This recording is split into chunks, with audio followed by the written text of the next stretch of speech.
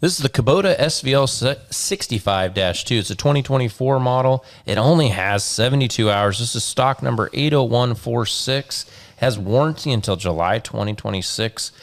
And this is actually a late model machine now. Kubota just released the 65-2S, which is it's a little bit of an upgraded unit from this one, but not a whole lot. But one thing that did go up on the S series, price. It went up big in price. A new SVL65S with the same features, you're going to be sitting right about $69,000. So this is about it's a big savings. How much is that in math, Willie? 14,000 for the people that need calculators like myself. Yeah, it's a big savings. Like new machine.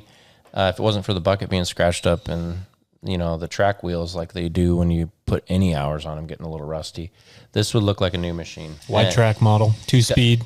Yeah, 2-speed. It's got factory heat and air, and it's got the not patented, but trademarked Kubota roll-up door. Yes. So you can run this open and closed. Kubota diesel engine. Does have foot throttle, full multifunction levers. This is a nice little machine. One thing I like about the Kubota SVL series is the numbers mean something. This is a 65 horsepower machine. Yes.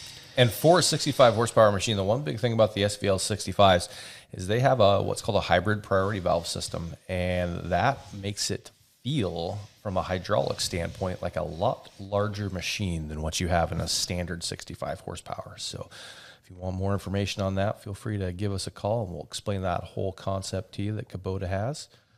But yeah, this is a great track loader. Our used track loaders do not last long, so I would definitely call on this one soon at 54,450.